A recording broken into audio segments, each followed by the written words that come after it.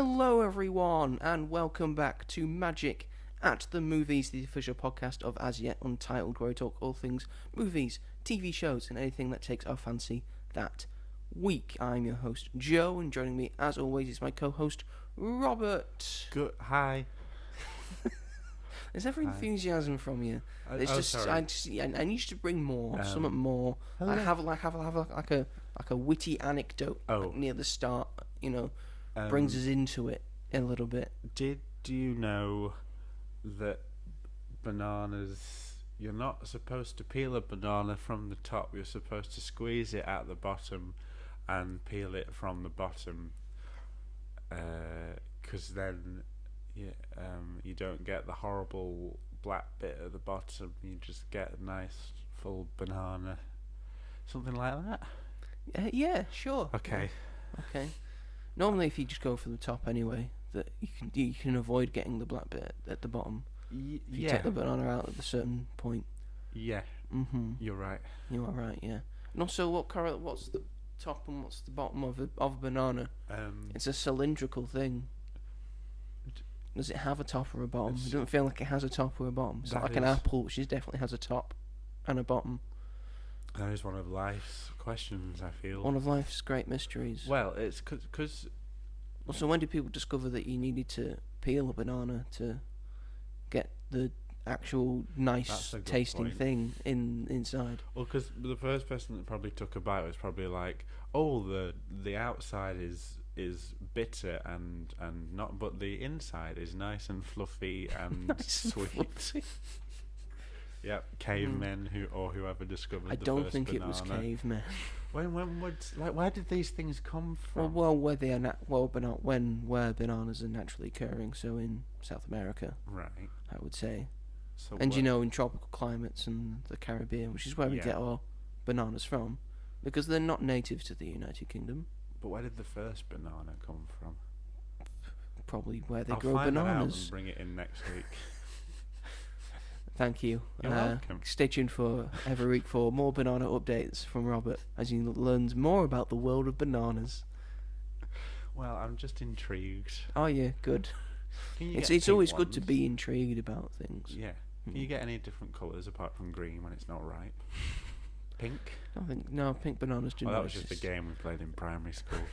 Pink bananas. You had to guess who was saying it and where in the room it was coming from. Please tell me more information about this game, Pink Bananas. So, everyone was obsessed with it. I'm not. I've never heard of this before in my life.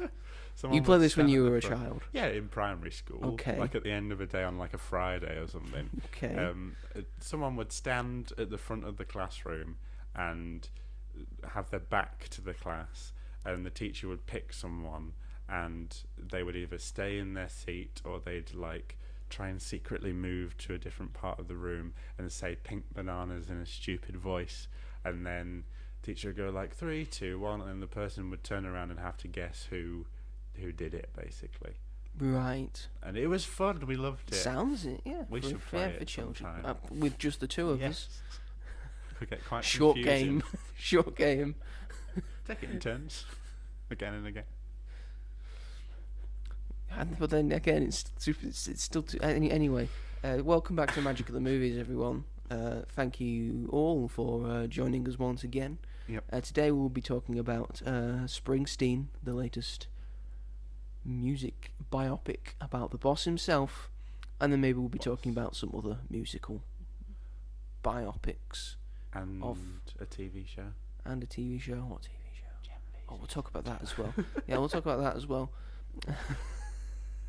We'll talk about Springsteen. We'll talk about Gen V. That's the show. Enough of the bollocks already. We don't want to talk about music biopics. We don't care for them. All right, just leave it at that. Yeah. Just leave it at that. Okay.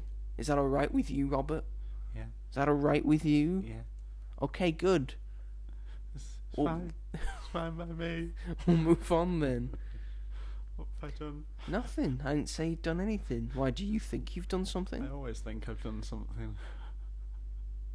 That might just be internalised. Yeah, I think it is. Anyway, but before we get to that, we're going to start off our show with our regularly recurring segment of the show that starts off every single episode, which is... What have you been up to this week? Thank you, Robert. It's quite windy today. I don't know if you're going to catch the wind in the recording. Is there anyone else in the house? It's quite windy. There's no one else in the house. That's the wind then, okay. That's the wind, like, turning in, like, the air. I don't know what it's called, but it's doing the thing, as it often does. So, yes, this is the segment of the show where we talk about what we've been up to this past week, what we plan to be up to in the weeks ahead, whether that's watching a thing, reading a thing, playing a thing, doing a thing, saying a thing, making a thing, all of that lovely jazz. Ooh. So, Robert, why don't you kick us off and tell us what you've been up to this week? Okay, if you insist. I watched Novocaine, finally, I think exactly a week ago, and it was good. I liked it. It was a shame that I missed it in the cinema. Sorry, Jack Quaid, because both of his films didn't do particularly well at the box office, but were both quite good. Told you so. That's a shame. It was just one of those that I missed, but now it's on streaming, so I got to it. And then I saw in the cinema. What did you actually like full on think of Novocaine? It was good. I did like it a lot. It was fun. It didn't necessarily like exceed my expectations, but I really liked Jack Quaid. I thought he was the sort of driving force. Yeah, he's very good in that film. He is very good. Say. And I think the action's really good. The action is very good. I think some of it, like, so obviously the whole thing is that he can't feel pain, but some of the stuff sort of confused me in terms of like the rules. I don't know, like, so he only drinks liquids and digests it because if he bites his tongue, he won't be able to know. He won't know if he's bitten his tongue.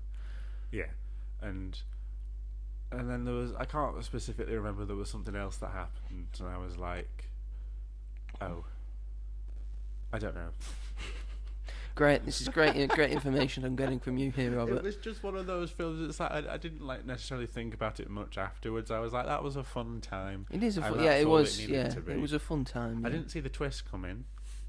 Wow, I thought that was very generic and very. Did you? Out of left, yeah, it wasn't out of left. I saw that come in. Yeah, it wasn't. You? Oh, okay, I'm just. You stupid. could sort of tell. I thought. Yeah, it was. It was just a fun film. Yeah, that's what you say. You've said more now. Yeah. I wouldn't say it's like a brilliant film, and it was just fun.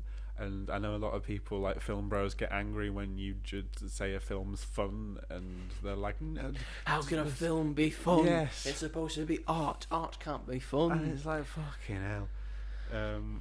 Yeah. So I did really like it. I think. I'm glad that I watched it at home as well. I feel like if I'd have seen it in the cinema, maybe I would have liked it just a little bit less. Why? I think my mind is sort of being trained at what feels right watching at home and what feels right watching in the cinema, which is really sad. I'll talk about it later. It's very sad. The film I saw. I feel I think all movies deserve to be in the cinema. Apart from some, which we'll talk about at the end of this segment. Like a Minecraft movie that didn't deserve to be in the cinema that was or on your TV. Experience. No, it was not. And you know it wasn't. I don't understand why Warner Brothers has put Jack Black forward as having a nomination for Best Actor. I don't know why they've done it. I would, if I was a voter, I would if vote if they put Jack Black forward for a Best Actor nomination before they put Michael B. Jordan forward for a Best Actor nomination, then I am worried about the strategy of Warner Brothers. That does sort of make me feel a bit sad in a way, and I didn't think about it like that until you brought it up, that it costs Bully to run Oscar awards. It does, yeah. And they spent, and do they actually need to pick think the right film to. Was this just for publicity, or did they actually think that it was? Who knows what's going on in those strange lizard heads? Yeah, and if they don't put Michael B. Jordan forward. They need to put all their effort into Sinners. They do, but I think they're going to put it all into One Battle After Another. Or Because F1. all the film bros have been like, yeah, One Battle After Another is the best film in the last decade. It's not. It's not. It's pretty good. Yeah, it's not, good. though. I'm glad we feel the same. And then I went to the cinema for a double feature, kind of triple, but I'll get on to that. First, I saw After the Hunt, Luca Guadagnino's. You were quite looking forward to this one, were you? I was, because I loved Challenges a lot. I loved Call Me By Your Name. I think those are the only two I've seen from him that I liked. I wasn't a huge fan of Queer. I think we talked about it when I saw it, but I thought that it was very stereotypical of the LGBTQ plus experience, that it was mostly sexual, and it was more complicated than that, but it was just weird to me. And this one is very much along similar lines as to how I feel about it. Like, I didn't hate Queer.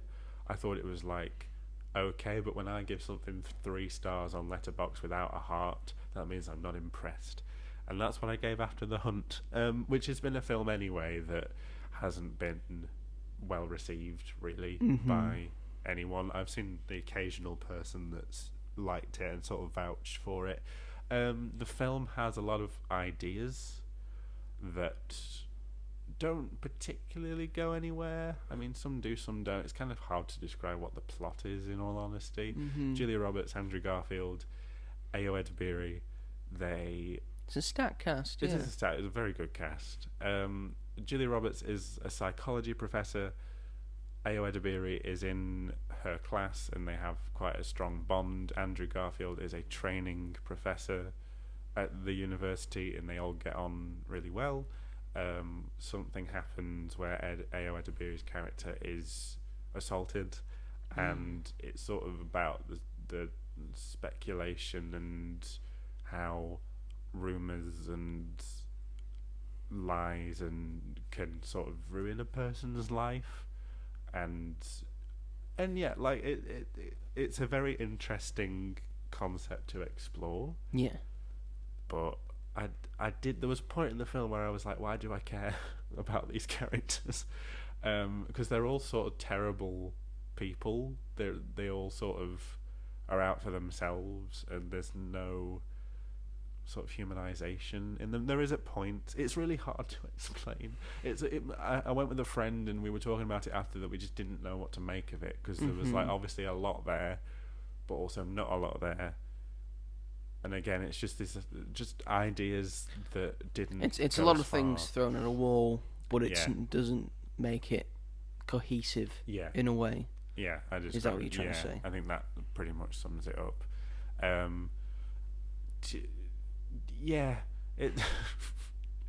It's too long as well. It's 2 hours and 18 minutes. It did not need to be that long. There's a whole 20-minute scene at the start where they're just all sat around talking about psychology, and I was like, I don't understand what this means, and I don't particularly care. I don't want to see all these. They obviously think that they're better than everyone else because they have the intellectual capabilities to understand all this stuff. Oh, some of those people. Me and my friend were like, please don't let this be what it's like all the way through. And it wasn't. But there's interesting things about it. I could see why you might get more meaning out of it, but I could also see why you would really not like it. Visually, it's really good. It's really interesting visually. At least you've got that going for it. And the ending, the actual last moment, the last 2 seconds, there's a fourth wall break, and I didn't know how it made me feel. I think you hear Guadagnino's voice at the end shouting "cut," and I didn't know, was that supposed to mean something? Was that just put in there interesting for a real? But I don't know. But that bit stuck with me. And then I also saw that day Paranorman's re-release in 3D for its 13th anniversary. That's what came up at the end. I think part of this is because it's just Halloween, and Coraline did so well in remastered 3D last year, and they're also trying to promote Wildwood because there was a sneak peek at the end of the film, which that trailer's been released anyway now. It's just a behind the scenes. It's not a trailer really, but it looks interesting. It didn't really give too much away. It was just mainly about Angela Bassett's character, this big eagle, and how they animated the eagle, and it was really cool. Was that also a stop motion film, or is it? Yes, it's good. Leica's next film after Missing Link, which came out in 2019. So it's been a long time, but Missing Link did very poorly, so they needed funding. So before it started, there was a short film that played in front of it called Paranorman the Thrifting, which is a sequel short, which is exclusively played alongside this re-release, and it was okay. It could have been great. It was fine. It wasn't stop motion, so already I'm like, what's the point if you're going to do it? Like, that's what your studio's known for. I understand that you're probably tied over with Wildwood, but then just don't do it. Or I would have preferred like a full trailer for Wildwood, in all honesty. The plot for that, they go into a thrift store, there's a poltergeist haunting the thrift store, there are references to like various horror characters, and that's sort of it. It just ends.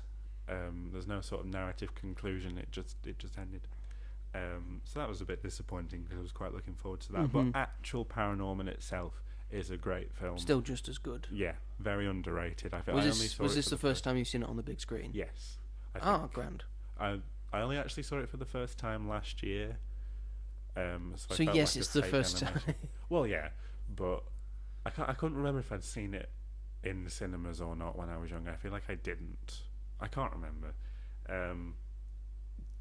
But yeah, it was good. And then in 3D, I mean, it wasn't like necessary to see it in 3D because there was only certain bits that were properly 3D.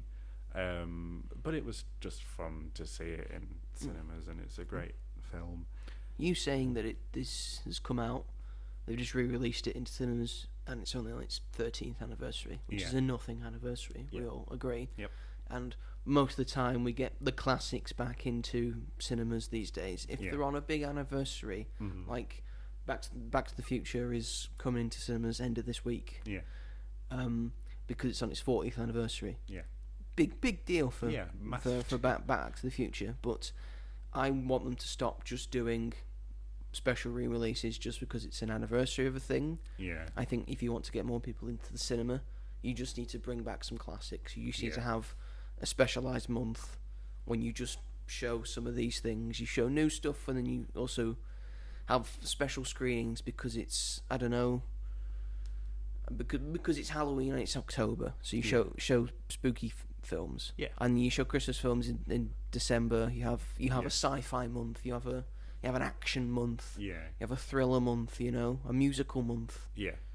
I feel like musical March. There you go. Musical March. Have musical movies in March. Oh, I'd love that to experience certain musicals in the cinema, either again or for the first time, would be an amazing experience. Yeah. I think you're onto something there. Sci-fi September. Well, they sort of did that with. I think they're doing it a little bit more nowadays. Like they're still obviously. I think they're starting to reel it in. But I think if it's an anniversary, make it a bigger thing. Yeah. Make sure it has maybe have a full on release. Yeah. Full on re-release, and like it's there for a month. Yeah. Instead of just a week. Yeah. This was only there. So instead of in like more sequels and schlock like that, just re-release an old classic that people love for a month, so they can go and see it again. Like they used to do anyway. And that's how cinemas worked before people had VHS and DVDs. Exactly. The only way to re-watch Star Wars was when it was re-released in cinemas, like the year after, and then the year after that. Exactly. So I feel like we're sort of going in that direction again now, because people just don't really go to the cinema much anymore unless it's like a massive big deal blockbuster. But like Scream's getting a re-release this Halloween. Like The Fly The Thing got a re-release. Like it's like practically every week there's like a re-release. I mean, Star Wars Episode 3, Revenge of the Sith, got a re-release this year. Yeah. Made a lot of money for just a re-release, and it was released for just a weekend. Yeah. Imagine how much money that would have made if you had it in for 2 weeks, 3 weeks. so that Or anyone people could just see it. wanting to watch that again on the Yeah. big screen. That's a good point. Who knows? See Who where the knows? future takes us. I'm only a lowly boy from Lancashire. Lovely. What do I know? Uh, Whose closest cinema is half an hour away. yeah, that's the thing. Unfortunately. And then I rewatched Scream 4, continuing my rewatches. Hopefully I can get the last 2 in before Halloween. Scream 4's really good. I think this was supposed to be a planned trilogy, but I don't think it did particularly well when it came out 10 years after Scream 3. Was it 10 years after Scream 3? 11 years after Scream 3. You tell me. And yeah, it didn't do well critically or with audiences, and I don't think it did particularly well at the box office, but now it's sort of become a cult classic. A lot of people appreciate it more, and it is very good. The first half's a little bit slow, but the second half is really good, and the surprise killers is like probably the best of the friend, like if who you would expect and who you wouldn't expect. It's really clever, and the whole ending is fantastic, and the opening sequence is very good. It's very meta. And then I watched for the first time, to get ready for Predator Badlands, Prey, because I wanted something that was a little bit spooky-ish, kind of horror-ish, and I hadn't seen it, and I was like, I need to get it watched before Badlands comes out, and it was really good. I liked it a lot. I feel like an idiot for not seeing it when it came out, when all the buzz was there, because it was very popular at the time. But I didn't watch it because I thought you had to see the other Predator films. Yeah, not You really. do not. You do not. You can just watch Prey. You can just watch Prey because it's very much its own thing. Even though I also watched Predator Killer of Killers back when it came out this year, which was also very good. And yeah, I think this is better than the original one, and that's going to get me a lot of flack. It might. I can see why you would think that. Yeah, I watched the original earlier this year and thought it was good. It's But very I know solid. you're not a big fan of the sort of 80s Yeah, action sort of superstars with the big muscles. yeah, and Arnold. It's not for, like Rocky. It was the same. Like it's solid, it's good, but it didn't generate much more of a response out of But me. Creed though. I did love Creed. Michael B. Jordan. Michael B. Jordan. That's a different conversation.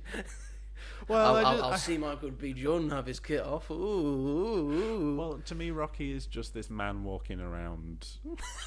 It is. That's what he is. I He's an know, everyman. I know He's a that's working. the He's point, working class. but that wasn't interesting to me when I saw it, and yeah, I like the other Rocky 2 and 3. I like more. Because he wins. Yeah, probably that. To be fair, just more exciting. That's what I wanted from it. I wasn't. I think I didn't expect it to be like it was because of the reputation it had. I think I was expecting it to be more like Rocky 4, which I don't think is the best one. The first Rocky. Yeah, like that style of No, first Rocky's more grounded. yeah. And down to earth. And A lot more I of mean, like- it won Best Picture. It did. Maybe if I watched it again with a different mindset, Yeah. then I'd probably appreciate it more. But I think my favourite's Rocky 3 out of the Rocky films. I would say can't Rocky 2. remember. Think 2 is my favourite. Rocky 2's your favourite. I think He's I like still that one sort a of lot as down well. in his look, Yeah, and there's just so many great scenes in that yeah. film that I really like Rocky's rant at his coach and Apollo Creed trying to get the match with him. Yeah, And his coach doesn't think he needs it. Of like, what are you afraid of? yeah. It's like, oh, do you want my honest opinion? It's okay. He's bad for us. I saw you beat that man where I've never seen anyone be beaten before, and the man kept coming after you. Exactly. So yeah, it made me watch all of them. To be fair, you know that's She's like, a what? really weird That was thing. pretty good. I watched Yeah, 2, 3, 4. that's like a weird thing for me to Surprised say. you. that I've I'm seen surprised all you the moved. Rockies. You kept going after Rocky 5. I but, know. Well, but Rocky Balboa was you had really to get good. to Rocky Balboa. That was good, and then Creed's really good too. And Prey is just great. You know, it's simple, but it's so effective. It goes back to the roots of what made the first Predator movie Yeah, good. exactly. And the action is, especially in the second half, it's like when it like Yeah, the action's stellar. Yeah, it like sets off and then like never looks back at a certain point, and it's brilliant. And the way it ends and how it comes, it's just so well done. What's the director called again? I did write him down. Where is he? Dan Trachtenberg. Oh, Dan Trachtenberg, yeah. He's done a few bits and pieces. He answered all the fans of the franchise's prayers, I feel. I think Badlands looks very good. Killer of Killers was excellent. I thought this was excellent. No one else should touch this franchise apart from him at this point, if Badlands is good, which I'm sure it will be. Because they're just like doing more interesting things with it. I haven't seen any of the Predator sequels, but that just looks very like generic. Like, oh, this was really successful first film. Let's just try and recreate that. Predator 2 is a big downgrade from the first one, right. But it's sort of interesting because he's on the streets, the city streets. He's in a city. Right. Okay. That makes it a little different. Yeah. Predators, I think, is underrated. Okay. I quite like Predators. Yeah. The Alien vs Predator series of films. I mean, they are what they are. And the Predator is crap. Right. It's really not good. Okay. And this was definitely a return to form. Yeah.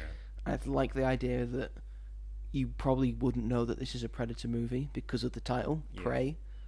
Yeah, I think which makes good dichotomy. If you just watch Predator and then Prey, I think that's a nice juxtaposition as well. Very good. So then, and I'm looking forward to Predator Badlands. I'm hopeful to see if this might be the first Predator movie where the Predator is the main protagonist. That might be good. Yeah, interesting. I like that they're doing something different with it. And then yesterday, all my troubles seem so far away. Literally. I saw Regretting You, which is one of this week's new releases, which is based on the novel by Colleen Hoover, controversial author who is a weirdo and likes to write about incest and abuse and stuff. This is not one of those stories, thank God. This is before she started doing it. This is before she started doing it. But this is also one of her least popular books. So it's weird. It's the only one you can really do, obviously. Yeah, true. Well, It Ends With Us was made a lot of money, like over $300 million, and that's a lot for a book just based on a film based on a book. Sorry, and this sort of they did this probably because of how popular It Ends With Us was, and all like. When it was announced that It Ends With Us was being turned into a film, they were like, well, we need to do more, and then no one went and saw this new adaptation. And it's fine. I feel like I liked it more than It Ends With Us, to be completely honest, because the story's not that problematic, really, compared to It Ends With Us. A lot of people think It Ends With Us sort of romanticizes abuse, and it kind of does. I don't think it's all bad. I think there's some good commentary in there, but she just doesn't stick to it for some reason. But so it's been out for a weekend. Yeah, out for a weekend and a couple of days. Yeah. Had a budget of $30 million. As you said, it's currently made at the box office $24 million. Yeah, and it won't make its money back. We've got Back to the Future comes out this weekend. Yeah. People are going to go see that. And it's Halloween as and well. It's Halloween. People are going to see spooky films. Do you want to go and see Regretting You on Halloween? No. Sentence no one has ever said. Want to see Begonia instead. Want to see Begonia? Yes, 100%. This film is about this family. Alison Williams, who was in Megan and is in and she was in Get Out as well. Dave Franco, McKenna Grace, Mason Thames. And it's really hard to. It's quite complicated. Williams, Mason Thames and McKenna Grace. Some people say one of the future stars of the movies. Maybe not after this, but I don't think this did them really any favors. They're dear. fine, but I didn't come away from it thinking, wow, do you know, I really like to see them more. They're in a relationship in real life, which is nice, and they have really good chemistry together. McKenna Grace's dad and auntie die in a car accident, basically, and after that happens, like a big secret comes out as to why they were in that car accident together. I mean, they I've were having seen an affair. I've seen two trailers, and I know exactly what this movie is about. Yeah. Which is the problem that you have with trailers, really. Yeah, but I feel like that's sort of like But that's without sort of what that, you had to have without that. You're not Yeah. going to get anyone be to like- see this movie. you'd be like, okay, why would I watch it then? And it's all right. I didn't hate it. It's got very bad reviews.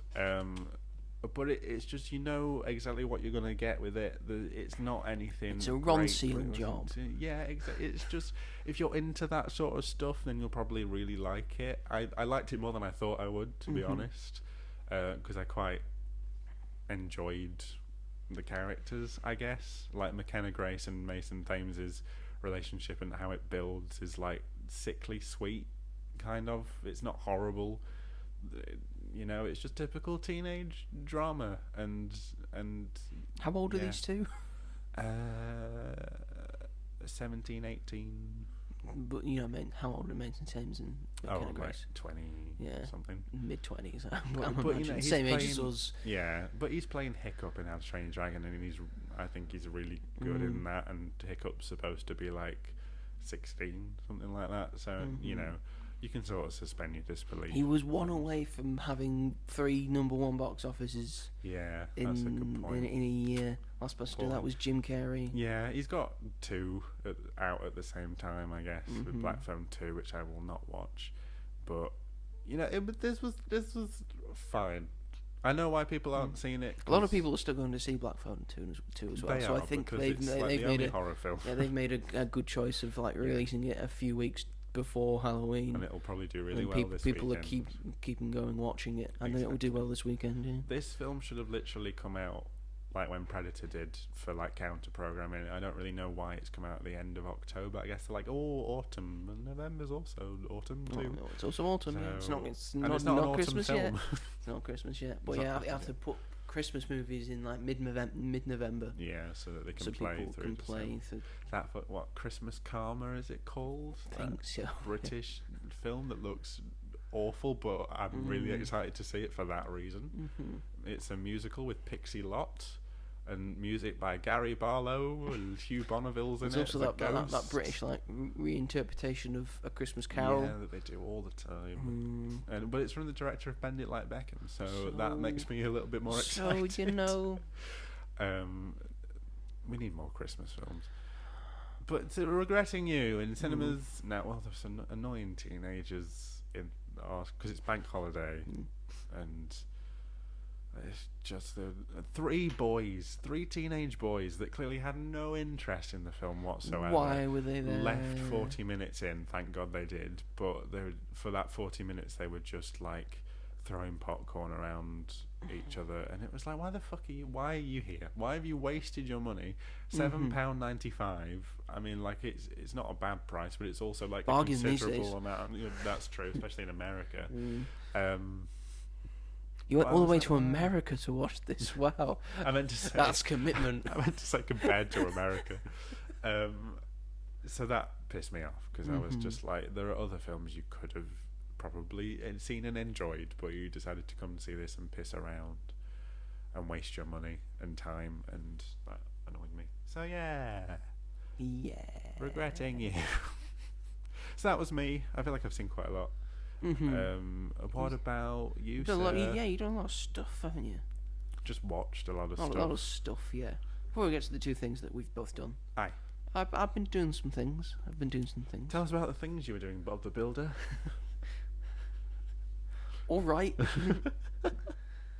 Well, I finished reading. In terms of reading stuff, I've done. Yes. I finished reading. I said I finished reading my thing of Absolute Batman. Then I moved on to my other book that I got during that time, which was the first 6-7 issues of the new Ultimate Spider-Man. The new Ultimate Spider-Man run that they've been doing, where Peter Parker's like 30 years old and he's married to Mary Jane and he's got kids, and then he gets spider powers. Right. And how does that change the dichotomy of everything? And the world is interesting. It's a bit of a slow burner, I will say, after these first 6 issues. Yeah. I don't know if I will keep reading it. Oh, that's a shame. It's interesting. Yeah. I like the idea of it. I may keep reading it, but I Yeah. also heard that it's about 22, 23 issues in now, Right. and apparently it is an incredibly slow burner. And they're ending the Ultimate line Right. next April as well.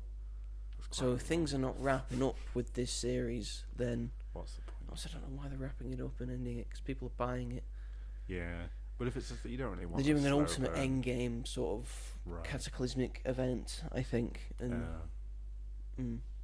So it's odd. you just don't want a slow burn though when you're reading comic books, really. I Especially find if you've only got one volume and you've only Yeah. got 6 issues. like I've only read one comic book where I felt that, and it was just like kind of like a slog to get through. and You've it's been not reading The fun. Long Halloween, I haven't. It's by the way. great. Yeah. What chapter are you on? Only 3. Only Well, chapter the three. first He's 2 a were s- really good. He's a slow reader. I'm a this slow guy. reader. This I'm a guy. slow reader, So but you I'm on don't- so- Christmas On Christmas. with the Joker. And Christmas. Who And do you I think have it is? seen that animated series episode, so I don't know if that has anything to do with Christmas it, with the but Joker. Yeah. Jingle bells, It's got Batman it smells Robin late. late. That's where the song's from. And that's also Tim Curry doing the voice, Is not it? Mark Hamill. That was before Mark Hamill became the Joker. Oh, I didn't know that. Yeah, Tim Curry was the original voice of the Joker in the animated series. That fits very well. Yeah, so go back to it. So yeah, do you who do you think done it so far? I have Because no you idea. don't know. You have no idea. I don't know. Can you make any guesses as well- to who Holiday is? I don't think I've met Holiday Killer? yet. I don't think You I've haven't met Holiday yet, or Well- have you? Oh. Here's the thing. Well, Two-Face Harvey Dent, like his house has been blown up. Yeah, but Harvey Dent's but not. he's fine. He's not Two-Face yet, is he? Yeah, even after the house blows up, he's fine. Like he pretends to be Jimmy something, like the Irish gang. I can't remember. And then like the Yeah. lights go out and they switch places, and he's got like a mask, and he Yeah, takes he it off, takes and it's the mask Harvey off. Dent who's Yeah, undercover. it's Mission Impossible stuff Mission Impossible stuff. that he got from Batman. Yeah, I am like, even though I've only read 2 issues, I'm loving it Because they fall in the lines: Batman, Harvey Dent, Yeah, I like Jim Gordon. the Holy Trinity. It's what a lot of the Dark Knight is based off. Yeah, I like them getting along, and it's gonna Yeah. get to a point where they don't, and I'm like, no, because you worked so well together, but that's why it's so good. But yeah, It is one of the greatest comics I'm I've ever read. I'm The so Long Halloween. impressed by the 2 issues. I that I've read. love the Long Halloween. Yeah, I'm very happy to be, even though, like you said, it doesn't take place at Halloween. The first issue chapter does. But the rest of it doesn't. I but think the that's last point. chapter. I think the last chapter does as well. All right. Oh my god, it takes them a year. Yeah. Fuck hell. That's why it's called the Long Halloween. Yeah. Just because the marketing for the animated films, it was like both parts were, all of it was like Halloween related, but I think that was just because it came out around that time. Mm-hmm. But I'm enjoying that. I'm sorry that you're not enjoying your comic that much. I'm enjoying it. I think Right. if I read the second volume, it might perk up a bit, but Maybe. I don't think it's not as good compared to the first 6 issues, 6, 7, 8 issues, and then I read issue 10 and 11 of Absolute Batman. I think that is a better Yeah. written series. lot of But after people talk I've also finished reading that, and then as well as that, after I finished that, I went on to an actual book, yes, that I also got when I was in London. Oh. So I'm currently reading at the moment the book Odyssey, written by Stephen Fry. Now, R.I.P. In the traitors, he's not he's not dead in real life. He's Sir Stephen Fry. Thank God. He's only made a Sir this year. Was he? Yeah. Really? Yeah. Jesus. He was an MB and OB before that as well, though. Right. So he got his accolades. So yes, Stephen Fry is a big fan of Greek mythology and all that. Before he wrote this, he'd written 3 books previously about Greek mythology. He Yeah. wrote a book called Mythos, and then a book called Heroes, and then one about Troy. Yeah. And then this is the continuation of that. So he's writing about what happens in the Odyssey, the big story about Odysseus finding his way home, told orally by Homer. No. Yes, that one. Definitely that one. There's definitely not been a joke about that in The Simpsons. And then it's going to be made into a big film. Has been made into a big film that's coming out next year in IMAX. by Mr. Christopher Nolan. So I thought I might as well read this now, and it's very apt that it's come out this year, I think, and I've been able to start reading it. I haven't read Mythos or Heroes, right, but I have read Troy, and he just tells it extremely well. right. He has such a... He knows he's knowledgeable and knows everything, and you can tell he knows all the stuff that I knows what he's talking about, but he's able to tell it in such a casual way that makes it such a breezy read, and such a breezy fun read as well. And this is no different. This is the most fun I've had reading the Odyssey. That's good. And that says a lot, because I did classical civilization, and I've studied the Odyssey. I've done courses, and I've done essays, and I've done exam questions on the Odyssey. So I already knew a lot about it. And I think I'm going to have a lot more of an enjoyable time reading this, and I think it will be easier to get through this and understand and remember what happens in the Odyssey. Reading this rather than what my friend is doing by just reading the Odyssey. Don't do that. I told him this. I said, good luck, mate. But it's like required reading in America for like high schools and stuff, which I find insane. I mean, it's a great story. Oh yeah, but it's not when it's written down, which is why Homer he just told it. Yeah, he spoke it. It was spoken word. That's why I like him, because he's not condescending or anything. He very much just says things how they are, and he doesn't treat anyone stupid for like not having the same knowledge as him. And I feel like these books are very much like... I love Stephen Fry. Yeah. He does not have an age appropriate boyfriend. It was legal, it's fine. but I commend that guy, because that guy's a wrestling fan, and he's been showing Stephen Fry WWE, and now Stephen Fry's a wrestling fan, so not gonna knock it. I think they kind of fine made with a joke about that in It's a Sin, which Stephen Fry starred in. Like his character in that liked a lot of younger boys, and I feel like that was sort of, I don't know, like they made like sort of reference to his personal life in life.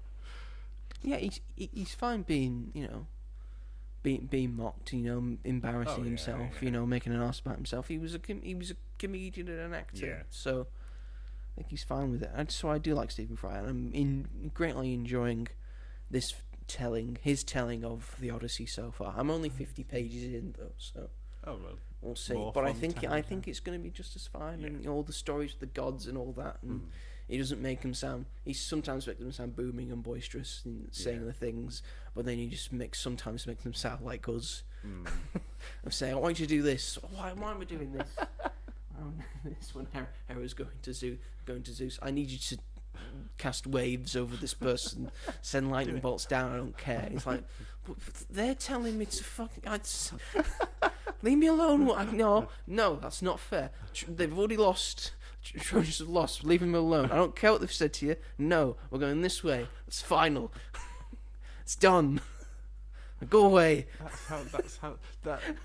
They should read that in school so that they understand it better. I think if I was teaching, Greek mythology and classical civilization, I would recommend his books. Yeah. I absolutely would. So we would study what happens in the Odyssey. We would study the actual text. But I would say, I think it would be more helpful if you read Troy by Stephen Fry, or Odyssey by Stephen Fry, or Mythos or Heroes. Accessible to people. Easily more accessible, and the cheaper books as well. Doesn't hurt. It does not hurt at all. So yes, I've been reading that as well. I've also because it's spooky season. Ooh. It's the spookiest time of the year, folks. I'm not just talking about tax time. Oh, yeah, that's a shame. Yeah. I'm not talking about tax time. That's the thing. I'm not talking about it. Not talking about it. It's not. That's not the reason. It's the spookiest time of the year. It's because spooky and ghouls, and we'll watch horror films and spooky films. And I'm not a horror fan. No. Like you're not a horror fan. No. We're not horror fans. It's not our genre. No. It's not our bag, baby. I like Scream. He does like Scream because that's more of a farce and making fun of the tropes of horror films. Scary bits. Still got scary bits in it. But I thought, hey, I want to call myself a film fan. I want to call myself a cinephile. How can I say that if I'm not, embracing everything about the cinematic art form and all genres as well. Nice. So I thought I'm going to make it my mission for this week to watch some horror films that I have not seen. Yay! Bet you're I really did looking also forward to that. did also start with a film that I have watched previously though, but I just That's forgotten okay about. to ease yourself into it. I actually forgot I'd watched it, and then I Okay. looked on my Letterboxd to see if I'd watched it, and apparently I had watched Oh. it, but I still watched it.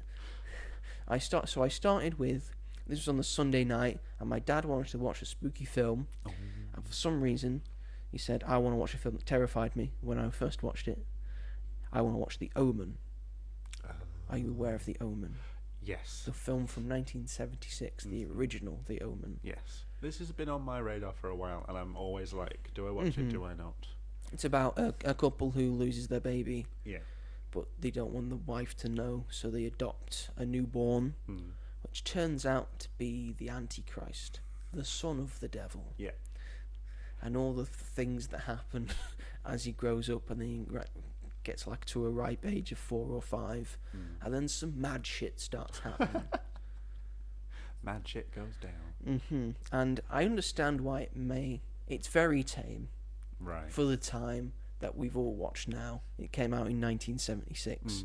There are more terrifying things. Yeah. I actually think Psycho, which came out 16 years prior to it, is more terrifying. Psycho's scary. It is scary. Especially towards the end. You can see why Alfred Hitchcock is such a famed director, because he's able to make it like that, despite the fact he's in 1960, and it shouldn't be as terrifying as it is. But I understand why my dad would have been terrified by it, because my dad is a big old Catholic boy, raised very Catholic. That makes more sense. He went to a Catholic school, Yeah. church every Sunday, very Catholic upbringing, very Catholic family. So this would terrify him, I imagine.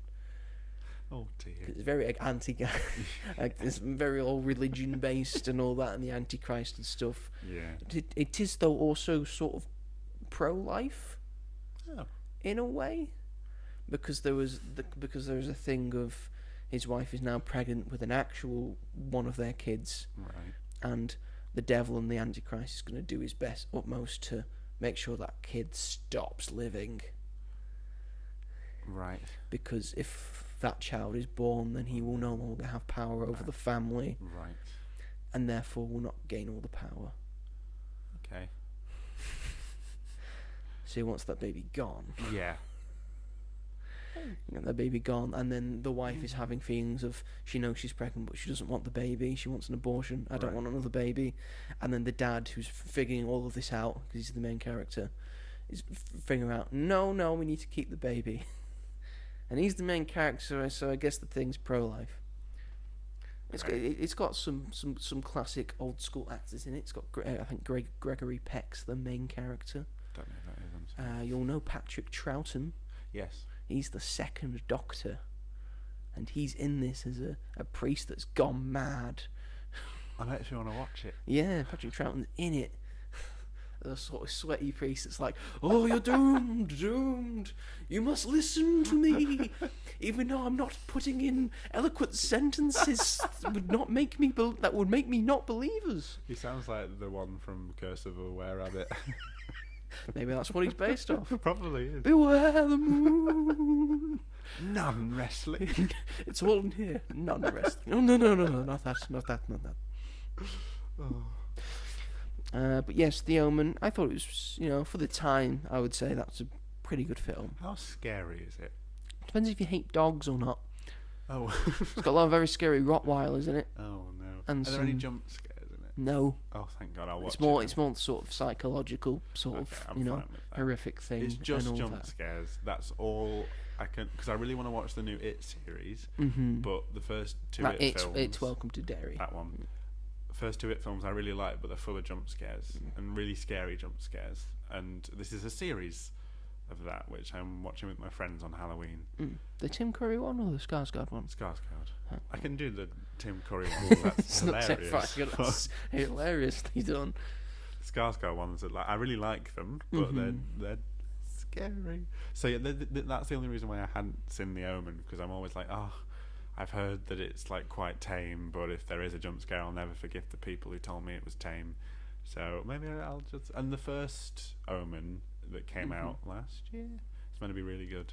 So, and also not... And by when he scary. says the first Omen, he means the film that is called The First Omen. The first, yeah, not... Not the film that I watched, which is The First Omen, which was called The Omen. There are many Omen films. Many Omen films. All very confusing, but apparently those are the only two you need to watch. It's the original and the most recent. Apparently, yeah. I won't be watching The First Omen. What other films are you planning on watching? So last night, this was the one that I forgot I'd watched. I rewatched The Thing. I haven't seen that either. Still just as good. That's Is it really good? That's a brilliant film. Okay. John Carpenter is just a master of horror and suspense and setting the mood. I have that on DVD. Actually. And the atmosphere. Yeah. Of and the special effects and the practical effects still hold up today because they've been done practically, and they still work, still quite terrifying. And the idea of the psychological terror of it, of you don't know who to trust because it could be anyone. Yeah. And what do we do with just a bunch of lads that we've all had no sleep because we're all so terrified that we're going to be taken in our sleep, so we can't sleep. And Kurt Russell's really good in it, and it's got a lot of really good lines in it. So I would highly recommend watching The Thing. I think it's still fantastic. Yeah. Something I don't think you get from the updated The Thing, because they put in CGI special effects as well, and visual effects. That's not the same. They had some practical stuff in there, but it's just not the same. It doesn't have the same aura and timelessness. Right. Because CGI improves and disproves as well. It looks based on how much effort you've put in, and you can see the effort that's been put into practical effects pretty much every single time. Oh yeah, 100%. So I would highly recommend rewatching The Thing or watching The Thing. I had a blast watching it. It was really, really good fun.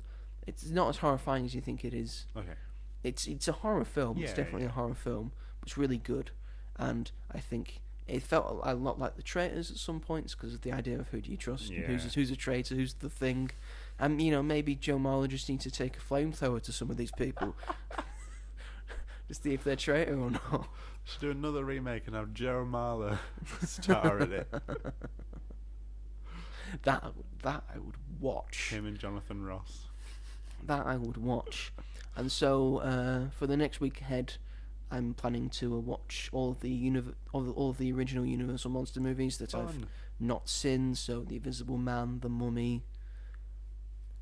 There was another one, The Wolfman. The Wolfman as well. It's also got a Phantom of the Opera in the collection as well. I don't know why. Well, say it's a horror film. No, I get not sort of get really. it. He's a monster in a way, but I kind of think so because, like Frankenstein, it's this creature that everyone's sort of afraid of, and then he finds, is it a little girl in Frankenstein, and then she doesn't find him scary, and it's the same with Phantom of the Opera, but it's a love story instead. So it's kind of, I can see why, but we obviously know it as the musical. And obviously, before it was a musical, it was probably considered. And then Andrew Lloyd Webber did his Lloyd Webberness to it. He did his Lloyd Webberness. That's a musical I can't. I just can't get into. You're not a fan of Phantom of the Opera? So, I'd love to see it. It would be really good. Chandelier falls down, but boom. Just the music. I've tried, and I just can't get there. Okay. It's all right. Sounds like many of my personal endeavours. No one's blaming you. It's all right, Sorry, not that Lloyd Webber's that great of a person anyway. We're not talking about him. Anywho, as well as that, I have been able to watch another new film as well. You cheeky guy. I know as well. I know. I absolutely know. But it's a new film that came out on Netflix. It's a new documentary. It's called The Perfect Neighbour. Dun, dun, dun. This is a real life thing that happened in, I believe, between 2022 and 2023. Takes place over a year, and the documentary, it's not shot. It's using police body cam footage, which is the first time I've actually seen this used for a documentary. Right. And it's a very interesting use of it, and very interesting how to shoot a documentary like this. I think it's used to great effect. Yeah. And it's about this woman who's a Karen, really, of just, she hates her neighbours, and she doesn't like kids playing near her property. She's causing ruckus all the time. She's always calling the police. And the police are getting away with this multiple times, coming over and dealing with this woman who's just, lying about stuff and all that other stuff things have done, and saying, oh, people are threatening me, and all that jazz. And then the rest of the neighbours getting sick of her, getting absolutely tired of her, until it ends with her cussing out someone's kids who she's done before, Right. and she's been using N-words a couple of times against the kids as well, and the F-word as well. And it ends with it's on a late night, and she's been telling people to keep off her property when it's not her property. It's just free reign. Yeah. Her property is her house, and then just the parking area where you put the driveway. That's your property. Yeah. The grass next to it, that's not your property, but she keeps saying it is, and all that. And the mother's just had enough, and just goes over, starts banging on the door. We need to talk now. Needs to talk now. She just won't answer. Keeps banging on the door, and then she shoots the woman. Fair enough. Shoots her in the shoulder, but then she takes her to the hospital, and then the woman dies. Gets shot and killed, and you see at the moment from the police body cam footage of them trying to calm the kids down, because the kid found his mum shot. Yeah. Tried to do CPR, didn't work. Who shot who? The neighbour that's been calling the cops all the time. She shot the woman. I completely retract my statement with the fair enough with thing. with the 5 kids. I thought it was the other way around. Yeah, and I because was of like, because of that self-defense. bit. Because she Oh was my banging God. down. Because she said she was shaking the house, banging on the door that was padlocked, and pretty much double locked. Yeah. Which is all self-defense. I was thrown from my life, so I shot through the door multiple times. And then you see like all the 5 kids, police trying to calm them down. They've rung the dad to come home. Yeah. Dad gets given the news, and they receive the news that she's died at the hospital. You see the dad break down, and you see the dad having to tell the kids that their mum's not coming home. It's very harrowing, and a good showcase of why police body cam footage and why the police have to wear body cams and why it's an important thing. And also the idea of it going through the judicial system, and then her being detained but then being sort of released, and maybe sort of white privilege going into that as well, but then her finally being fully arrested. Good. And you see her being interviewed by detectives and such, and her stories aren't corroborating with the stuff they've heard and the stuff they know, and then she has a full breakdown of when she's been told she's being arrested and being taken to jail. She has a full breakdown, said, no, I can't do it, no, stop, no, I'm not getting up, no, and all that jazz. And then it ends when the credits are rolling. It ends with her in the courtroom on a day of court, seeing all the evidence and the witnesses, and then her being found guilty and sentenced to 25 years in prison. Good. But yes, it's an extraordinary documentary that I would recommend people watch, because it's incredibly powerful and feels almost like a thriller in a way. And the idea of just using body cam footage and interview footage from the police station and using all of this to show the story and show her side and show their side of the people being interviewed on the street and all that. And not all of the neighbours were black as well. No. There's some white neighbours as well, so that's unnecessary. Just our kids just want to play. This is what kids do. And the police are like, she's called.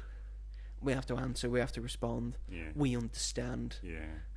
we don't get it either. We're just doing our jobs. We understand your kids, you want to play outside and stuff. We'd rather you do this than selling drugs and all that, or being inside and playing on your games. Because your kids, you should be going outside just playing football. Yeah. And she was getting annoyed at kids for playing football on the grass that she thinks is her property but isn't.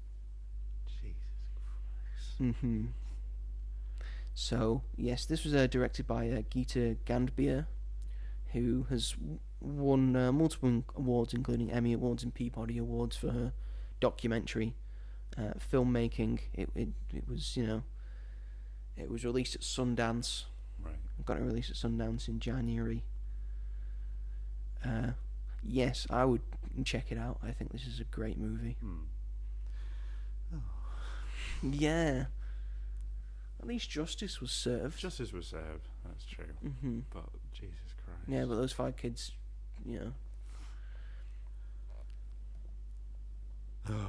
Yeah, it was that. It was very much that. Yeah. America, That bitch is rotting in jail. She lost some weight, it would seem, at the court hearing from the original footage, and she'd gone very grey, obviously very stressed about the fact that she's killed a woman. Yeah. But she never admitted to it, though. She's sort of near the end, but I think... Well, she admitted to shooting her. Yeah. But she said, self-defence. Someone's trying to break into my house that was double padlocked, but... Anywho... Shall we move it along? Aye. Do you want to talk about the TV show first or the movie first? Let's do TV show first. Let's do the TV show first. Why because not? Last week we got to the conclusion to season 2 of Generation V, Generation V. which is a show outside of The Boys. It's set in The Boys universe. It is. Sometimes has a lot of connections to the actual series of The Boys. Yeah. This one very much leads on to what's going to happen probably in The Boys season 5, is it? We hope, yes. We hope. Season 5. Yes, all the gang is back except for one who unfortunately passed away, but that's dealt with very well. Yes, it is. I think, and they use his dad to have a more major role in it. I think that's well done as well. This has been chopped and changed a lot because of that death. And overall, Polarity. Sorry, I just like his name. It's a cool name. It's a cool name. Overall, what did you think, Robert? First of all, my dad saw that I was watching it, and he asked if I was a Gen V, because he thought that it was. Are you one of them Gen Vs? I was like, I wish, but no. My mum did watch as I was coming in. Say, are you still watching that Gen Z? Yes, but no. No, not really. Yeah, I liked it. It was good. Mm-hmm. I would say that it never really gets past an 8 out of 10, but it's a very solid season of There's a few TV. episodes that stand out, I think. Definitely are. But I do think that this season feels a lot smaller in scale compared to the first. It feels like there are only like 4 major locations compared to I think the first season I was surprised at how good it was. So it's like, we don't need a spin-off of The Boys, and it ended up being like just as good as The Boys. And you were like, we need more spin-offs of The Boys. We need more spin-offs of The Boys. And after this we're like, maybe just end this. Yeah. Well, they wanted to do a season 3 and I don't see that happening, but and then so I feel like with the passing of, I can't remember the actor's name and I feel really bad about that. I'm going to look it up. Adrian was that his name in the show? His name was Adrian in the show. Obviously they had different plans, I guess, but like you said, that's where polarity comes into it. Like, he very much plays his role this season, but it does work very well. His name was Chance Perdomo. And I think their ability to change it to fit that, they did it very well, and they obviously had to do it quite quickly. But it's effective, and it does carry a lot of like emotional baggage to the show. I think some like quite needed like an emotional hook. And yeah, it was good. I binged it like over the last 4 or 5 days. I didn't watch it week to week, and I'm glad I didn't, because I don't think this season warranted a week to week release. Really, there was some like really cool, interesting stuff, but nothing that would make you be like, oh, I can't wait till next week. I feel like you could wait till next week. So it was just fun to watch all 8 episodes back to back, kind of. And there was some fun stuff. Did they do the Marvel thing at the end where they got rid of the big bad? Yes. And even though that's what the boys is supposed to be making fun of and sort of putting right, is, you know, like not to do that sort of stuff, but they did, whatever. It was good. It was solid, but I'd say it's probably the weakest season from the franchise as a whole so far. Like, because for me, The Boys season 4 is up here, and this feels like a little bit of a downgrade from what we'd just seen. But it was still good. I still liked it, and interesting stuff. And that's not displaying this, because the quality of The Boys and of Gen V is so incredibly high. So everyone has so incredibly high. That's true. Expectations for this show. For your lowest, like, rated thing for like an 8 out of 10 too, that's pretty good. So yeah, pretty good going indeed. Eric Kripke knows what he is doing. He does. So yes, I pretty much share the same sentiments as you about the show. I still enjoyed the show. I thought it went in interesting ways, and I think it leads to the final season of The Boys very well. Yeah. Again, it has all the hallmarks of what you want from a boys' universe show. Yeah. The humour, the action, the graphic gore, the graphic sex, people coming out each other's anuses. To great effect near the end, I must say. Near the end, that was actually clever. It comes out really, really, really well. A lot of nudity. Yeah. It's part and parcel of The Boys now. But yes, I think seeing this from season 2, which kind of the entire thing sort of leads into what's going to happen in The Boys season 5. I don't think this is either going to get a season 3 or should get a season 3. Yeah. Because I think and I said this in my review, in the era that we're living in now, especially the stuff that's come out in 2025 for superhero stuff and for comic book stuff, and over the past few years of people, you know, wanting sort of stuff like that, I think the idea of heroes being seen as a source of hope and bringing joy to people instead of sort of dark and gloomy stuff that was popular when The Boys first came out, and people think, oh, this is what we want from superheroes, this is different and new, everything's sort of gone that direction. And I think superheroes are trying to course correct themselves now. The biggest showing is Superman coming out this year, and pretty much a very beloved movie. Yeah. And people saying best Superman movie of all time. It is.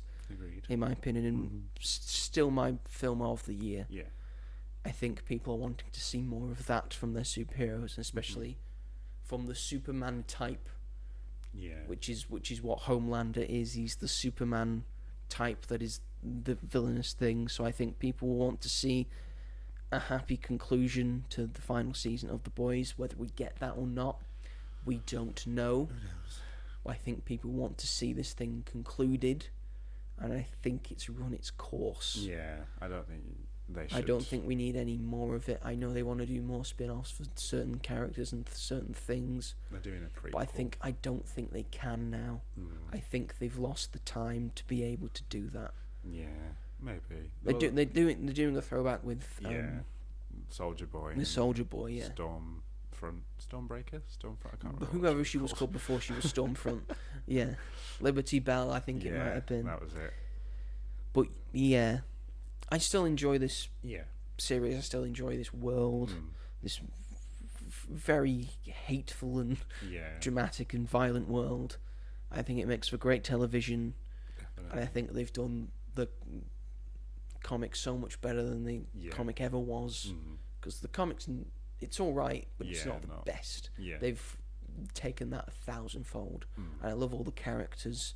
Yeah. And Gen V, it's no different. I do love all the character progression that they've shown during the series, where they started versus where they are now.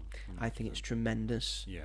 And I can't wait to see what happens in the final season of The Boys, because I think it is the final season. Yeah, it is. I think you need to stop here. Yeah. Because the Homelander needs to die, and that's the... He needs to die.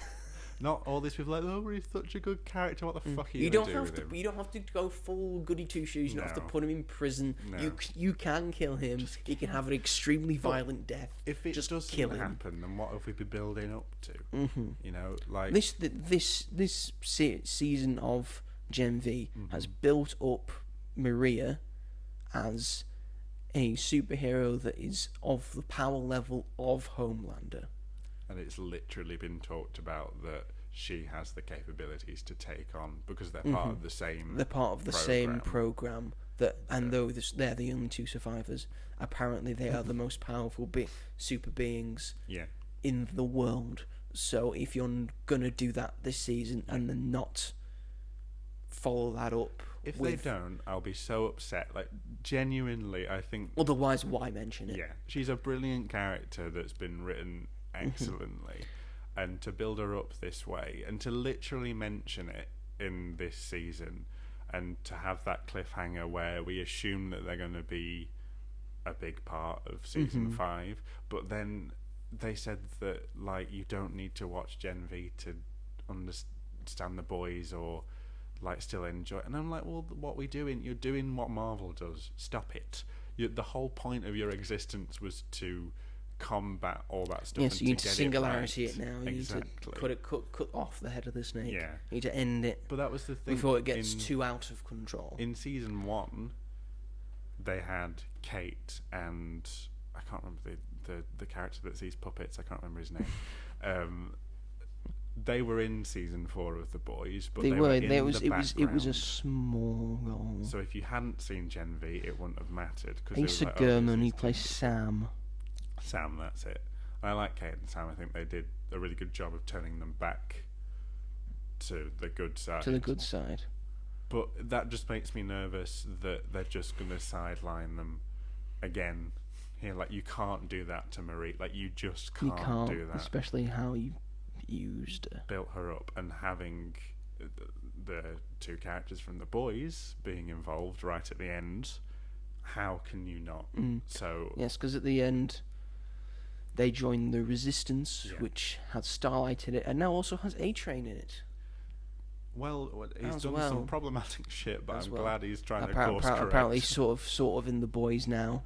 Yeah. As you know, all of the human ones, like Frenchie and MM and Huey are in prison, and you know, Butcher's doing his own thing. Butcher's off doing his own thing. There was some nice cameos in this as well. The Deep turned up at one point. We got Sister Sage in it as well, and she's sort of got a sort of plan. This is what I really like Sister Sage for, that you don't really know where she's at. She's like on her own, because she's the smartest person in the universe. And also, Giancarlo Esposito turns up as well. It was nice to see him. It was. I loved that they'd only clearly paid him to be in one episode, because the next episode where they wake up at where he was staying, they were like, oh, where is he? I don't know. I'll go find him. Doesn't show up for the rest of the season. And that's okay, because I bet he was quite expensive. I'm sure he's a busy man. But it was nice to have him there. It did make me miss Victoria Newman, though. I really liked Victoria Newman as a character, and I think that she needed to die for the dramatic purposes of season 4, but it was a shame, because she was the only person that sort of understood Marie properly, because they had the same powers. But you can tell that everything's coming to a head. It's pinpointing, sort of like this. People in audio can't see this, but I'm making a sort of a pyramid thing, because everything's going to intersect to the perfect point, which I imagine will be season 5, episode 8. Yeah, I hope. Of all the people from from Gen V and Godolkin and the Resistance and the boys, and they're all converging on Homelander and the Seven that he's still got with him, unless some of them get taken out throughout the show. Yes, Black Noir turns up in this. The new Black Noir turns up in this. Was quite. He's just a big fan of polarity, which is very funny. And then I imagine Homelander's son as well will have. We'll see where he goes and with not it. Have a squeaky voice. Not have a squeaky voice, because he's real grown up now. Real grown up now.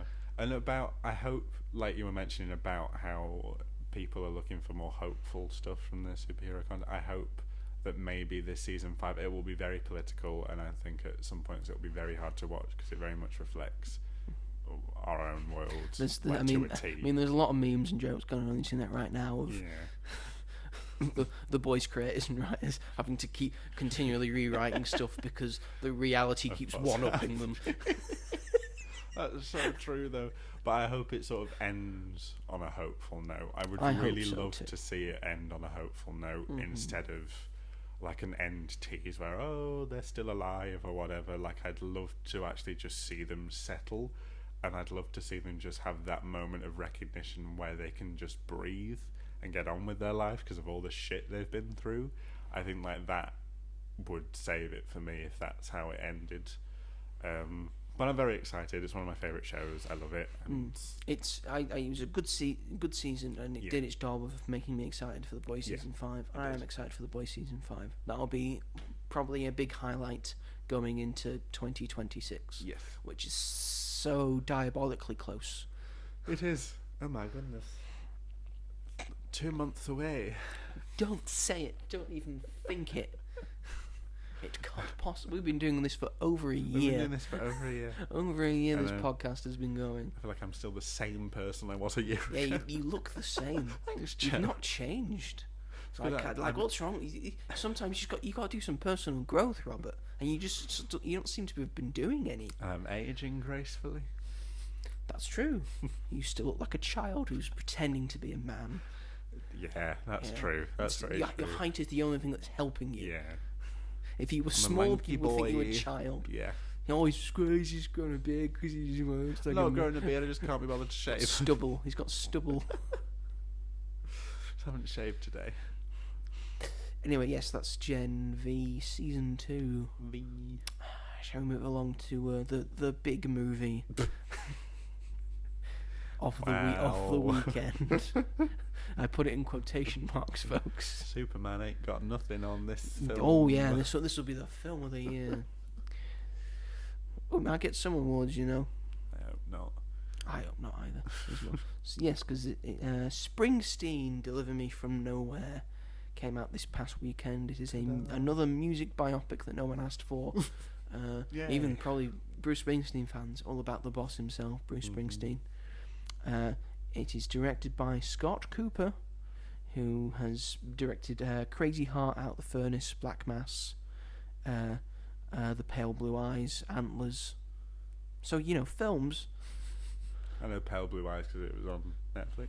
Christian Bale. Mm-hmm. I didn't watch it because it looked boring as hell. It's based on the book based on this era of Springsteen's life. It stars Jeremy Allen White as Bruce Springsteen himself.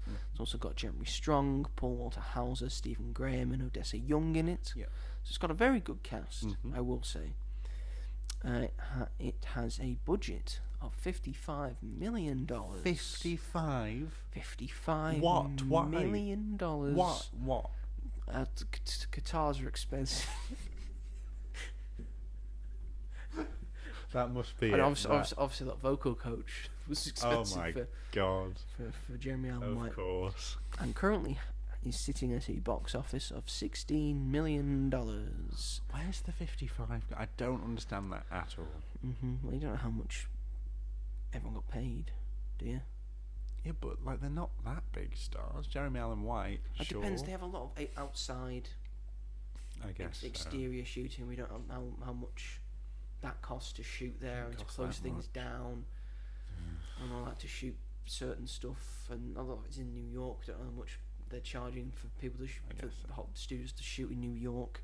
It looks about 20-30 million. I would say so. It doesn't look like 55 55 million. You don't see 55 million on the screen. Although it looks pretty good for them. And they won't see 55 million back in their bank accounts They will either. not at all, because I think people are definitely sick of music biopics. I think it's most people's least favourite genre. Yeah. I think it's doing biopics a disservice, because this is not I don't think this is the kind of biopics we want, of a musician makes some good music, then he's sad for a bit and then he gets over it, which is most biopics. That was a complete unknown in a nutshell to me, what you just described. And I didn't dislike it. And yes, some music biopics are very good, and I love, because they do something different with it. Rocket Man, they just turned it to a full-blown musical, which was great. Yeah. And Better Man, as well. again. All the mans. They made him a monkey. Made him a monkey. They made him a monkey. And a musical. And a musical. It had musical numbers and stuff, Yeah. and they had dancing and stuff. See, that's different. Elvis had a bit of flair to it. Elvis felt different because it was visually visually stunning. Yeah.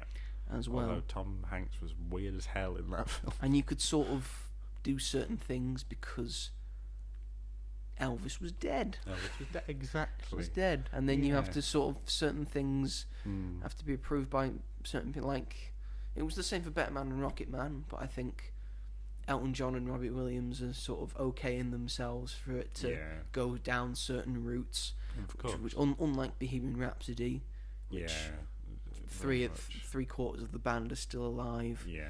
And so we didn't get the full Queen experience, you would say. I do love that film though, I can't deny. I like the ending, and I think Rami Malek does a very good Freddie Mercury. But yes, what did you think, Robert? Big Springsteen fan? No. We saw this together, didn't we? We did see this together. And a couple of your friends were also there. Yeah.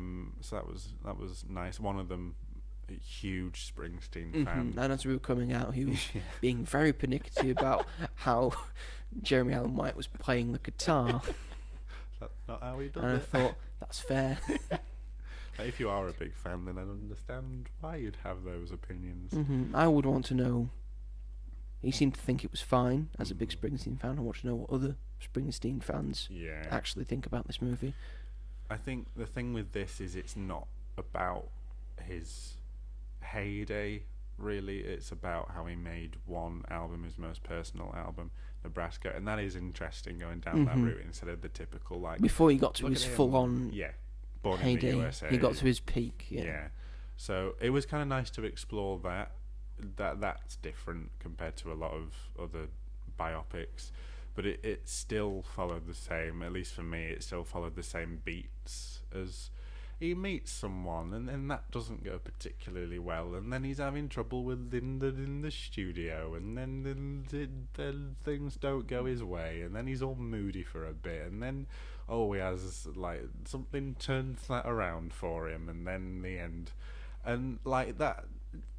I guess it's fine if you're looking for that. Bohemian Rhapsody started the trend of the music biopic because of how successful it was. It really was. Nearly made $1 billion. That's because people love Queen, and I don't think no film has no film has really captured that, because that was essentially just a jukebox for Queen music, exactly, and that just goes to show how beloved Queen is, and how much Queen's music. People love very much. I don't think Springsteen has as much mainstream appeal as Queen does. I know, definitely not. I know what was the other guy, a complete unknown. Who was that? Bob Dylan. I don't think. Bob Dylan doesn't have the mainstream appeal of.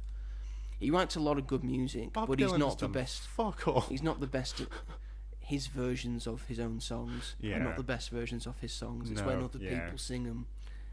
That was This is so I saw. I think because I think "Make You Feel My Love." That's a Bob Dylan song. Yeah. Sung better by Adele. Yeah. So it's like with Bohemian Rhapsody, when that came out, it was what are we like 8 years ago at this point. 7 years ago. 2018 it came out. 7 years ago at this point. I saw that 5 times. Wow, you're weird and insane. But I was how old was I? Like 16, 15, 16. 16. So obviously, I didn't look at films the same way then as I do now. Mm-hmm. It was made for the mainstream, and it did well because it was made for the mainstream. But like, I would never do that with any of the other biopics. Really, even like Rocket Man and Better Man, there was something about Bohemian Rhapsody that everyone at the time, apart from critics, really loved about it. If you weren't that knowledgeable about what actually happened, what you actually wanted to which see I will from put my a hands movie. up, but I will say, and yeah, there was just, and I think like the Live Everything's in Aid the wrong stuff, order. Everything's in the wrong order. We Were Rocky was so many years earlier. Yeah, and how everything came about wasn't the way it came about. But if you didn't know that, then They never had a big that's fight and break fine. up. He just Yeah. he did solo things for a bit, and then he was still in Came Queen. back, yeah. But and then like the Live Aid sequence at the end, I think is a big part of why that was so successful. Well, that's it felt spectacular. like It's an spectacular. event. Yeah. The way they recreated it is And incredible. the fact they did the full thing as well, Yeah. because if you get the DVD or you've got the extra stuff on your thing, they did the full 20-minute set. Yeah, Filmed the full 20-minute set. it's amazing. And while other biopics that have come out have been better, Rocket Man, Better Man, like they don't have that sort of moment. Mm-hmm. Like with You- the you- Bob I mean, Marley one, they built up similarly to Bohemian Rhapsody, like his One Love concert, but they never showed the concert at the end. It was just like, oh, he goes on stage and then the film ended. It's like, no, I want to see them recreate the concert because that's what the film's been building up to all this time. I agree. Yeah. And then with this, there's no moment like that at all. The thing it's building up to is him being able to release the album, and it's just not as gripping as like you're expecting this big like musical event at the end, and his songs aren't even in it that much anyway, which is weird to me. Like not even the They're songs never in portraying these Nebraska. people as what they are, which is musicians. Exactly. And musicians play songs for people. Yeah, couldn't agree And more. in big stadiums, that's where they spend most of their time. And we never really see them in the stadiums No. playing their music. Like, I mean, say we want about Bohemian Rhapsody, Yeah. they showed them playing their songs in front of people and the Exactly. reactions that they got from them. Yeah, they spent the money on it, and it worked out. That's probably the reason why they don't do it. Is because I mean, it I think they costs a should. lot. I think they should have built the movie around them making A Night at the Opera, that album, and then you could still call it Bohemian Rhapsody. Yeah, 'cause exactly. that's the big main song for it. I think you could have just made a movie out of that. But Yeah. nevertheless, continue. Obviously, this album is him opening up about feelings and his past and his traumas, and that is well done. I will say, with Stephen Graham playing his dad, that was very touching and heartfelt, and quite a complex. Great old band makeup relationship. on Stephen Really Graham, I great will old say. man You could makeup, still tell it really was sort of good. Stephen Graham, but he was looking visibly like sort of fatter and older, as you would if you were gotten older. It was very effective, and I liked how complex that relationship was. At the beginning, you sort of think that it's just going to be like, oh, my dad was horrible to me as a child, but it isn't like that. Obviously, that happened, but you see how that relationship has developed and progressed throughout the years, and that he sort of feels sympathy for his dad, and you know that they are sort of friends, and he doesn't hate him, but he still carries this with him still, and that comes out through there, and that's really nice, and that's great. But And they have a it's beautiful hard. moment near the end of the They end do, of the film. Yeah. really nice, but it's really hard. Are you making this film to be this emotionally responsive narrative, or are you trying to make it for the fans to come and sort of enjoy seeing how his music came about? It's really difficult, and I don't think the director sort of knew where because he it wanted was to because go. it was sort of this is all about the album Nebraska, Yeah, which was again the folk album that he made that was important to him personally, and all about personal stories to him. But it also feels because they show him recording "Born in the USA," yeah, which is probably his most notable song, Bruce Springsteen, one of them at least, and I feel like they have to show that to sort of show that it is a Bruce Springsteen film, so they have to put this in, despite the fact it's not about that. Mm. Maybe it's true if we recorded those songs at the same time and released it later. Yeah, he might have done. But it felt like they were forced to put that in simply because they were doing a film about Bruce Springsteen. Yeah. And they have to have Born in the USA in it. Mm. Yeah. There's one bit that I really hated, which I only found out afterwards. Odessa Young's character is essentially an amalgamation of all the women from that he got involved with in that time in his life, just put into one character. And I hate that one thing because I thought she was really good in the film, and I really liked their relationship and how it sort of developed. But knowing that made me have like less respect for it. I could understand sort of why they might have done it, but also like that's really like removing voices from these women and sort of like, oh, they're all just the same. They're just in one character.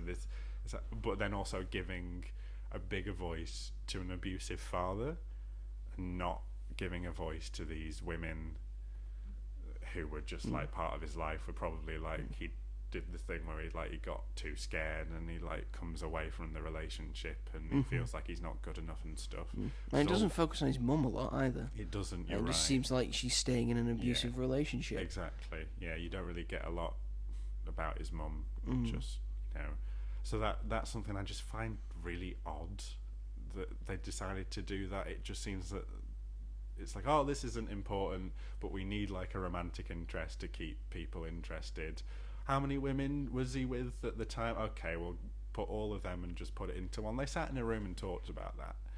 And I think that's just very disrespectful and just sort of makes it look like, oh, it's not that big a deal because it was just one woman that it happened to, when it was obviously like, we don't know their stories, it could have, we don't know. So I had a bit of trouble with that as well. Like, that's not great. I can understand that. Yeah. But it's not a bad film. It's not a bad very film. Solid. I think it's paced very well. Yeah.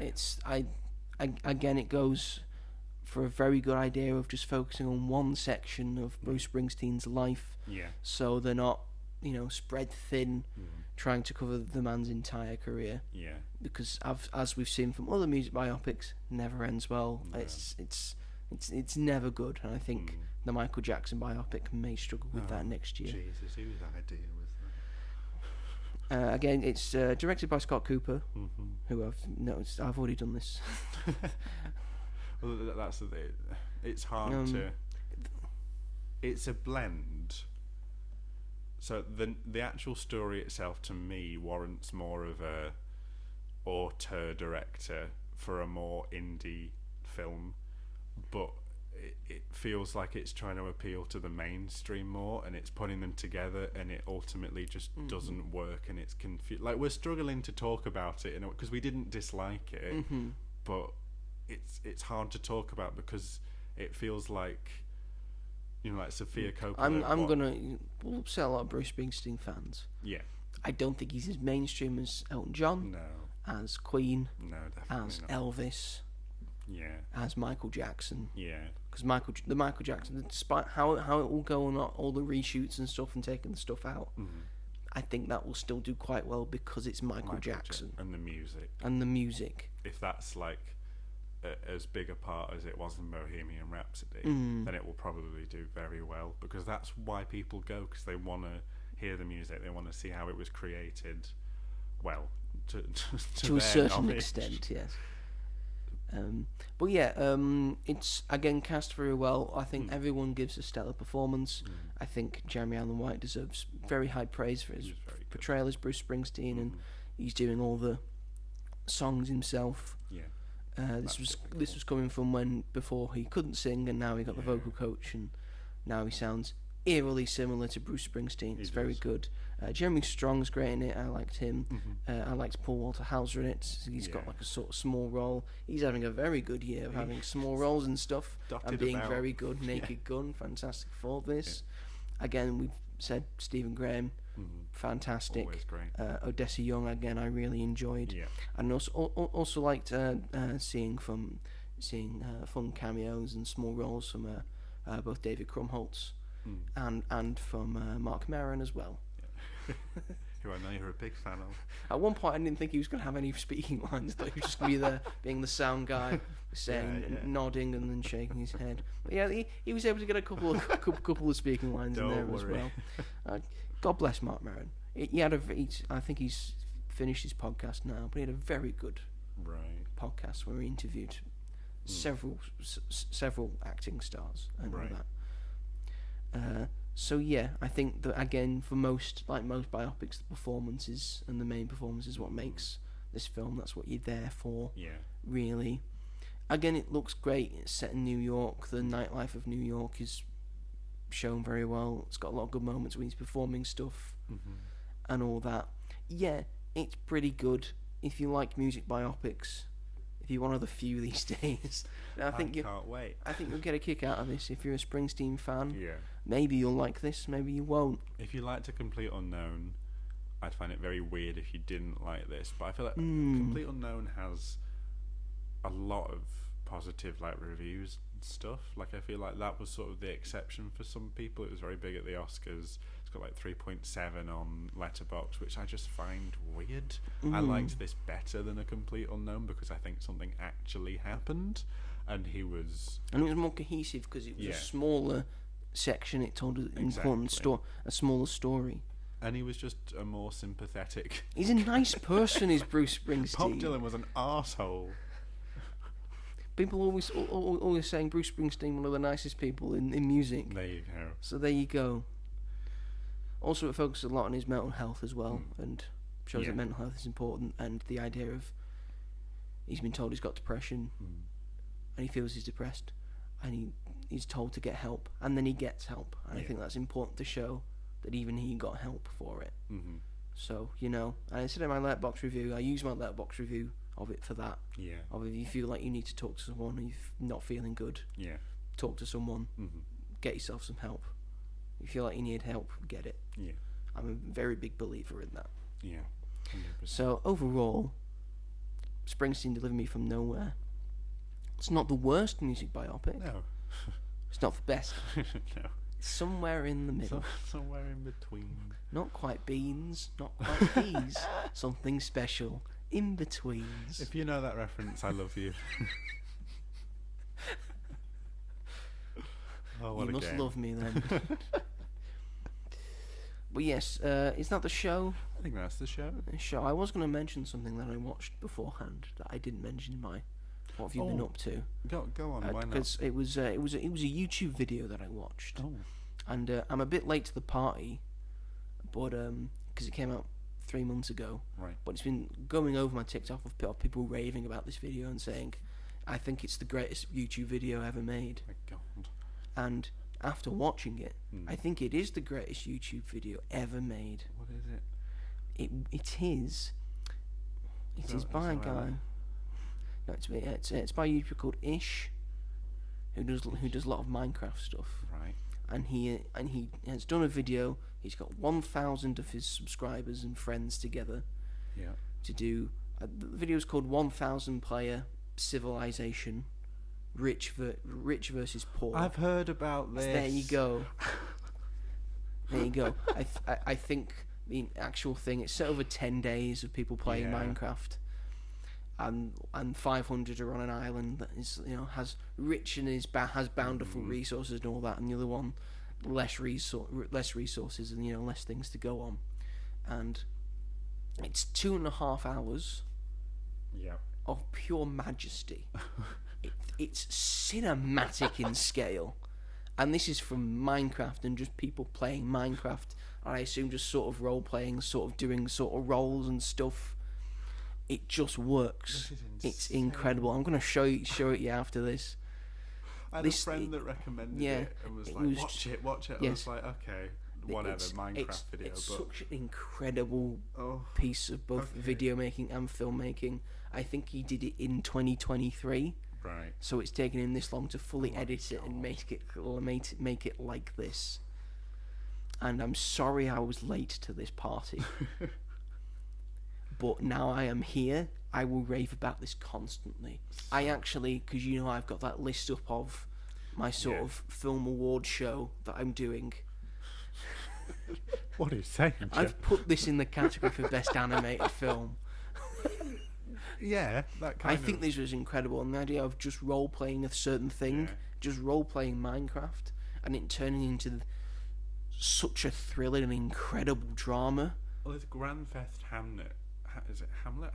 Hamnet. Grand Theft, if that can get awards and stuff, which is just people playing GTA, then I don't see why this couldn't, you know? Like, it's not got that recognition towards it, but I don't understand why it wouldn't if Grand Theft Hamnet can. Because, yeah. But it's just so funny to me. But for me, this is one of the greatest YouTube, if not the greatest YouTube video of all time, in terms of what the actual video is. It's just so grandiose in scale, and the drama of that you wouldn't expect, and then how it gets you feeling, and then you're just laughing at yourself. It's like, why is it making me feel this way? Because it's just 1,000 people playing Minecraft. Well, how is this happening? Oh my god! It's up there with the history of the entire world, I guess. What's that? You know that video of someone just doing the history of the entire world. That's got about 200 million views. It's highly regarded as one of the best YouTube videos ever made. I'm clearly not on the YouTube pipeline. Of the guy just going through the entire history of the world in a sort of like around very quick fashion, because the video's only like half an hour long. I will check that out, but we're gonna watch this afterwards. I think that you need to understand how good that video is. I'm very I just thought I'd intrigued. like to point that out before the show ends. Yeah. But anyway, is that the show? Da-da. I'm asking Robert, is that the show? Da-da. That's my answer. What does that mean, though? I don't know what that means. Like an end, like da-da. Like what was the...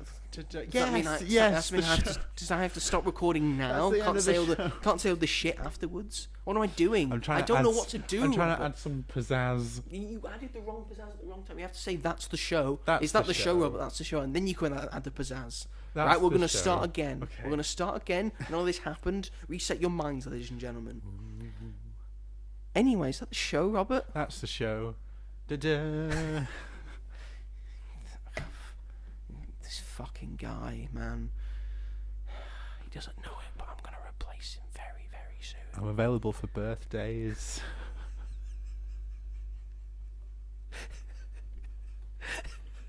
And bar mitzvahs.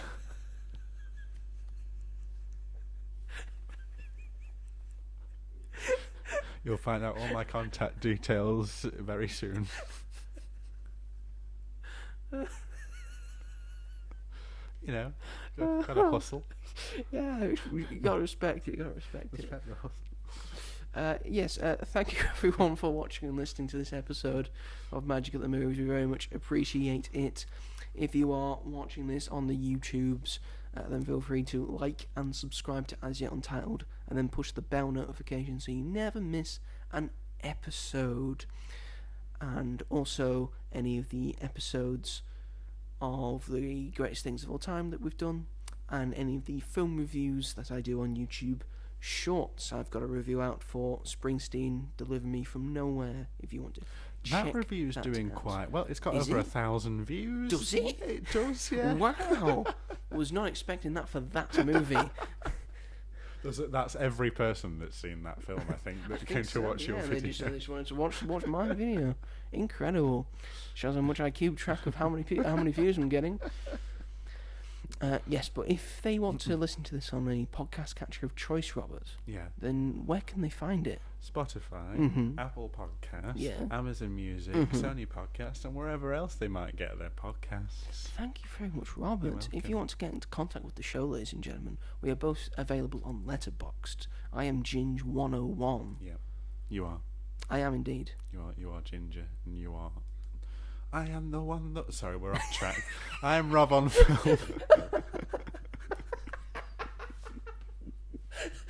I am the one. It's Ginge101, not Ginger. I am the one. That's too long a name. Sorry.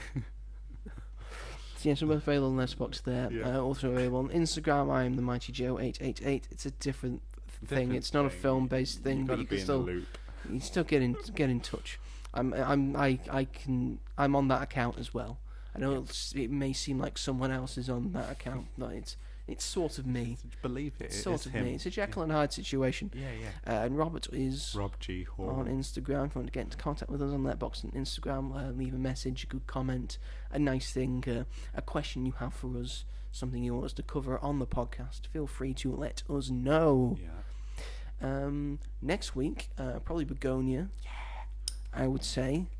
I think that's about it. I think that's the. I might see Chris Stuckman's Shelby Oaks, because that is in cinemas remarkably in the UK somehow. I don't know how they've managed that, but then by all means go and watch that. And maybe the documentary about that Liverpudlian footballer. Kenny Dalglish. Yes, maybe. I may also go see that. Maybe see with Kenny Dalglish. Not set in stone, but the idea is there. Good, because you seem very interested. Because when it came up as a trailer before Springsteen, you seem very interested in it. Well, I don't have any idea about the world of football at all, but I mean that's the point of a documentary, I guess. So you know, it looked interesting. And it's the same, filmmaker behind Senna.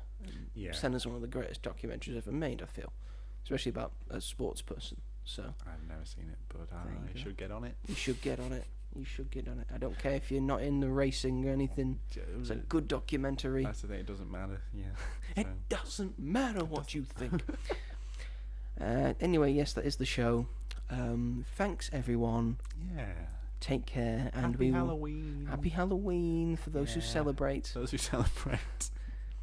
And we will see you all in the next one. Bye. Bye.